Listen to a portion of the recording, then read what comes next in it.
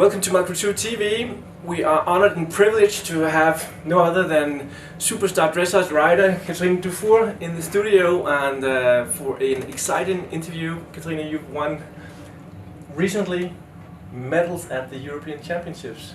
Yeah, it was quite crazy. Quite crazy. It was, yeah. Which medal? I was 1 silver for the team and 2 bronze for the individual. Wow! Congratulations. Thank you so much. Yeah, that was quite crazy. Yeah, it must have been. Then I know you from when you were kind of young. Yeah, I guess maybe 14 years or something like that. 14 years, yeah.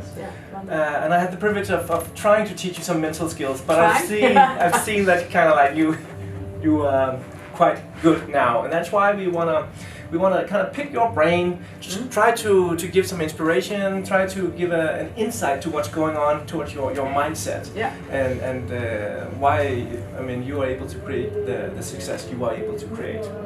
There are so many cliches to being the best in sports, sure. and also in dressage.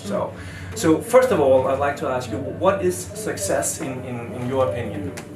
Of course, it was nice yesterday, winning the Grand Prix, but that's not the first thing that comes into my mind. It's really, when I think about success, it can be everything from a successful training back at home, a very nice ride, normal training, just feeding a supple horse. It's really the small goals. Of course, it's nice to have a medal in your hand at the Europeans, but before you go for that, you really have to have those small goals all the way up, and that's like you have maybe 100 goals before you reach that one big goal.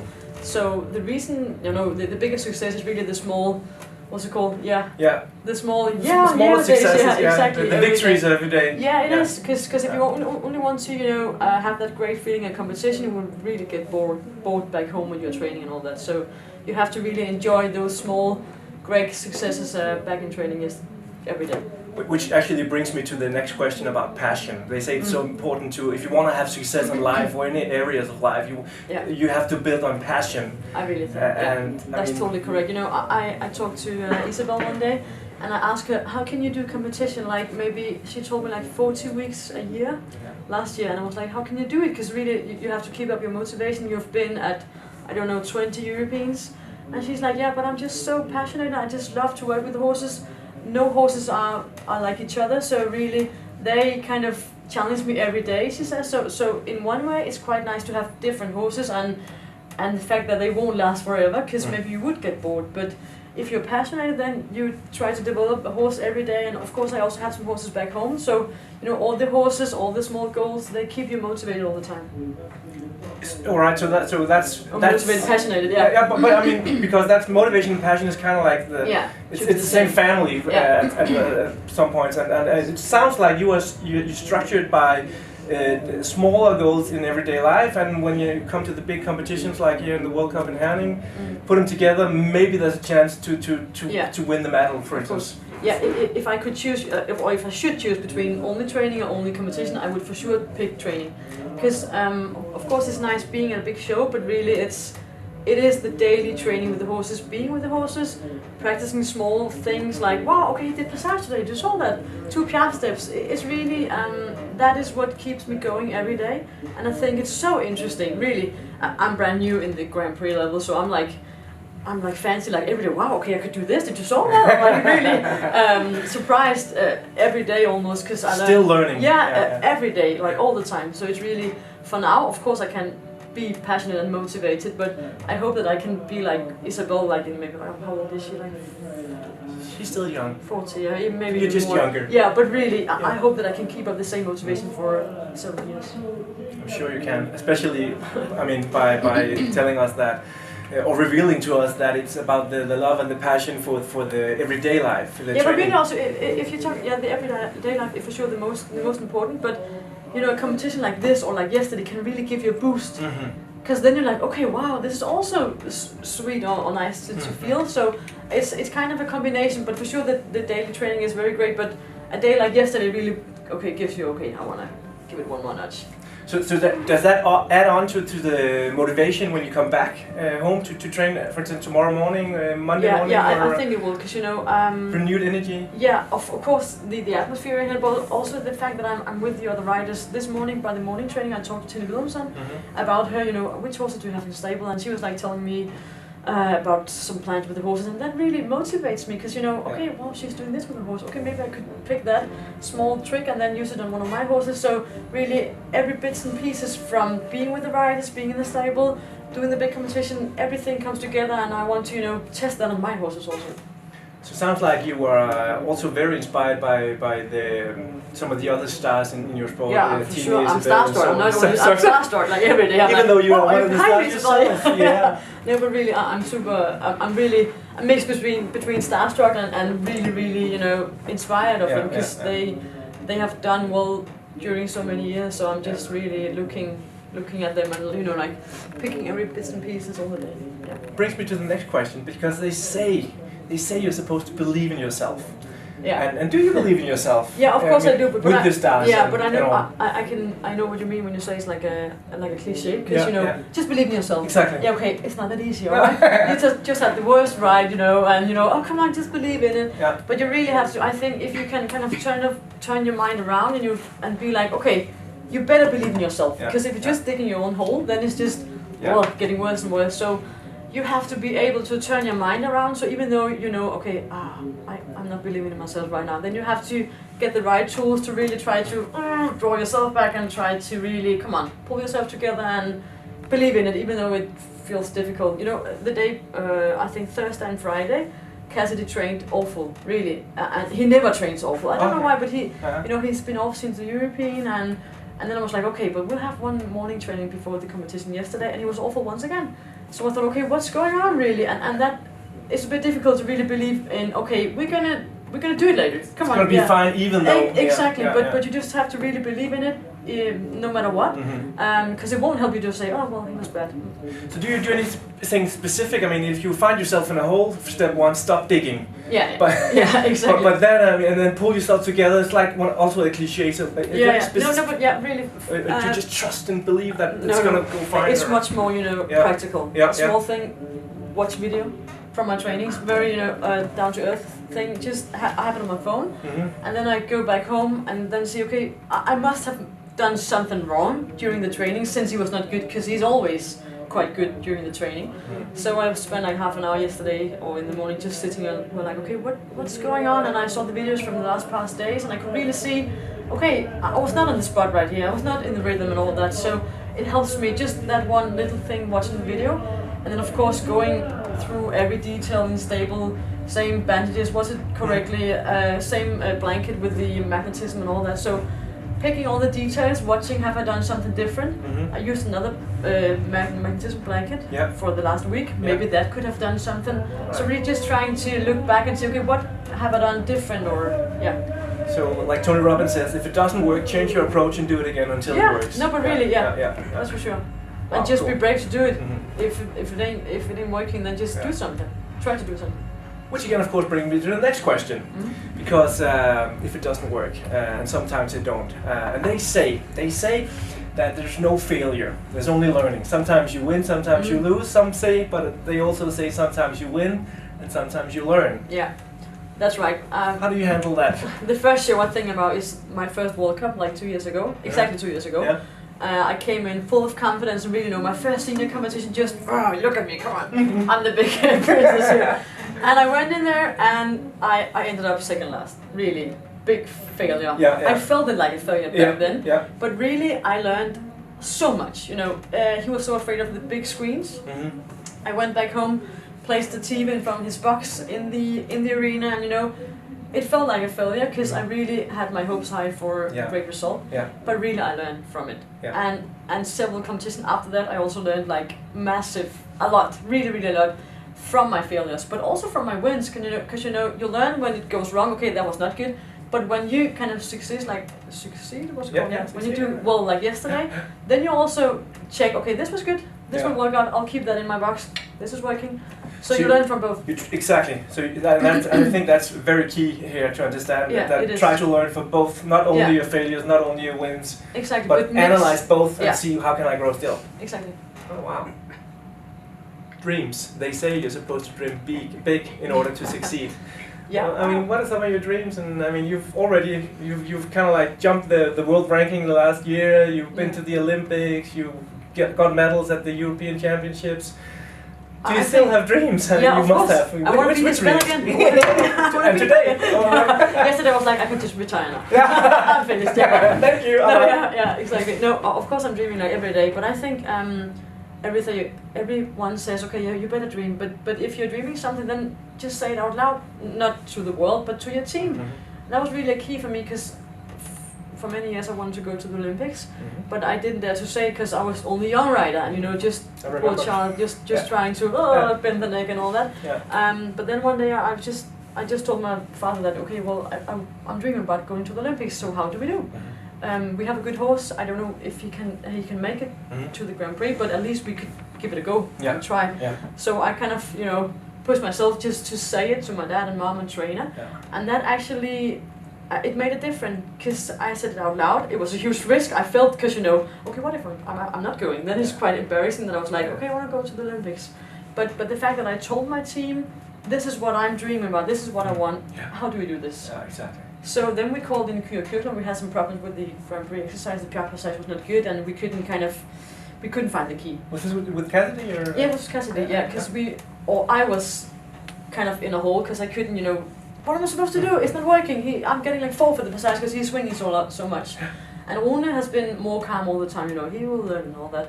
But I think it helped me that Kyra came in. Gave me some new tools, and really. But it was only because I said it out loud. Come on, I want to do this, what can we do? So you have to kind of say it out loud to your team, at least, so they can help you towards your dreams. For sure. I mean, if you want your trainer to help you to get anywhere, you're supposed to. He can't read your mind, so. Exactly. Yeah. So what am I trying to help you with? Yeah, exactly. Oh wow. But it's kind of, you have to be kind of brave. I think, I felt quite brave when I kind of said it out loud, because it was not realistic at all. In December the year before, it was not realistic. I came second last, so it was really close run. But I mean, what is realistic? It's what most people believe, right? Yeah. Most people don't believe they can get to the Olympics. Exactly. That's why they don't. Yeah, that's for sure. They also say that you're supposed to be a good leader to make your horse follow. What is a good leader for you, in your perspective? I think, of course, when it comes to the horses, you have to be a good leader, but also when it comes to your whole team, because you have to lead a team, really.